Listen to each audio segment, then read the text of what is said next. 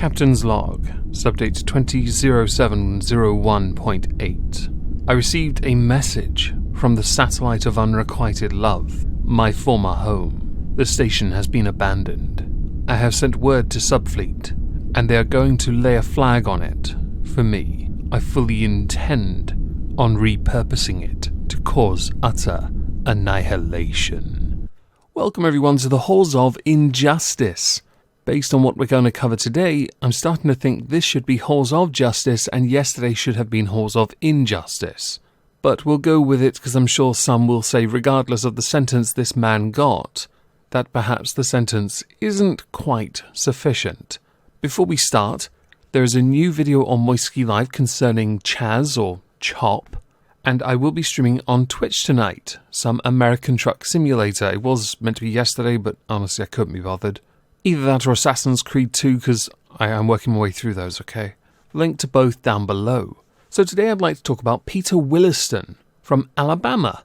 Peter Williston was a 17-year veteran for the Birmingham Police Department in Alabama. That is quite the lengthy service, about to be undone by an error.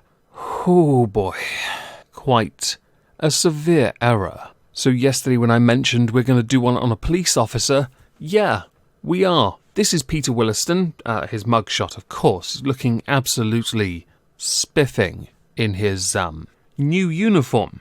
Peter Williston had a stepdaughter that he raised from the age of 6 until, let's say, 2 years ago. She's now 26, so for 18 years he was in this person's life. Possibly a little less, we'll get into that soon because she did move out.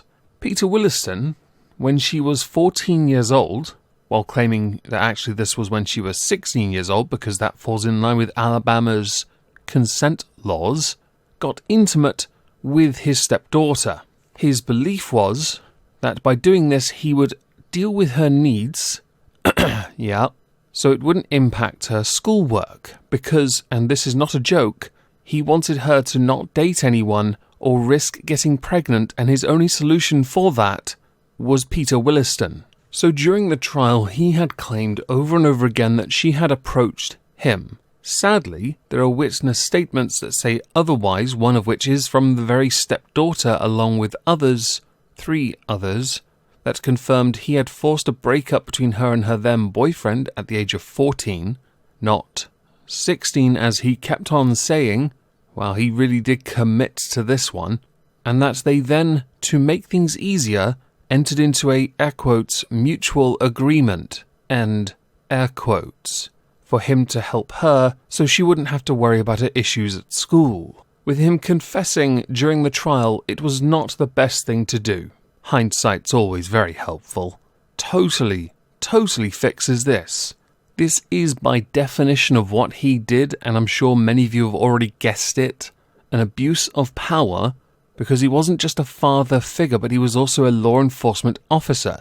Because he was in charge of the home, they did as he told them even at such a young age. This began in 2008. He claimed it was 2010. The difference here is 2010 would make her 16, 2008 would make her 14. Now originally what happened was, the stepdaughter had gone to her mother, but nothing happened. So a year later, at the age of 18, she moved out. It wasn't until many years later that when she went home for a visit she realized her siblings were older and there was a risk that this could happen to them as well. Due to a number of reasons, she had not gone forward, so she tried her best to live her life. She ended up getting married and having children, but didn't have them involved in her life because, understandably, it wasn't as if her mother was going to do anything to help. She had stayed with the man after all. So when she realized her siblings were at risk, she decided now would be a good time, to finally speak up on this and have something done. The Morris police obtained a warrant against Williston in May of 2018, with the stepdaughter admitting that what happened to her happened from 2008 to 2011.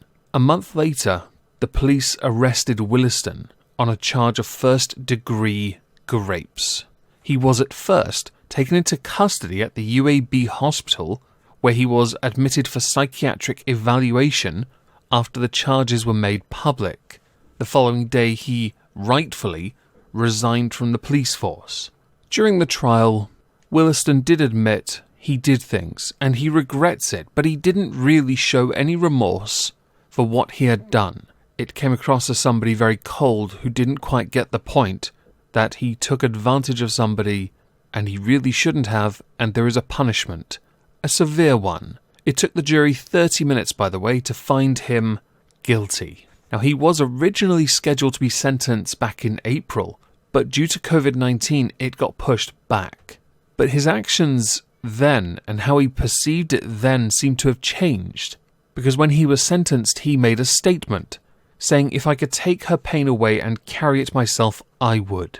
I admit I was wrong by being involved with her. It caused more pain than I could ever have imagined."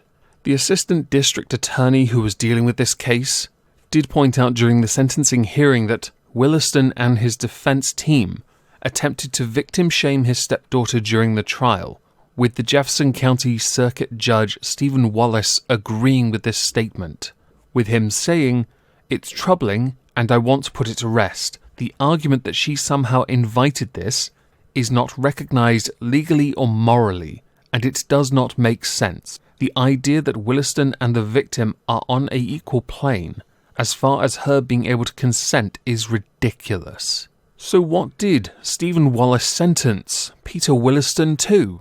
He has sentenced the former police officer to the maximum punishment under the law.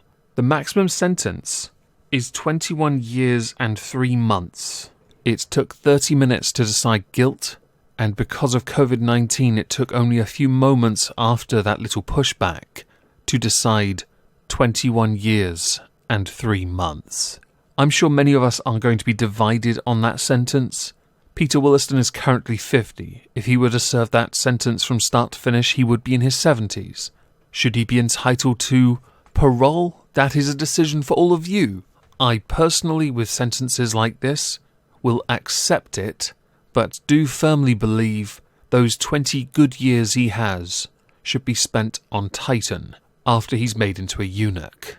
And just to point out just how much privilege this man held within his community, he was, in 2018, at the time of his arrest, the interim commander of the city's East Precinct. He was in high esteem. He had earned his position. But all the while, much like anyone else that has power, he abused it. And because he was a powerful person, somebody who was in trouble couldn't come forward. That is bent. That is corrupt. And that is unacceptable. I might make it 21 years on Titan and then 21 years in an ISO cube. Although that stasis thing might work too. You never know. With this case, I'm very much interested to know what you think, because I saw this yesterday while I was looking up notes for Seattle. This cropped up as a recommended and I couldn't believe it. So please do let me know in the comments down below. If I don't see you on Twitch tonight, I hope you'll have a fantastic Wednesday, and thank you all for listening.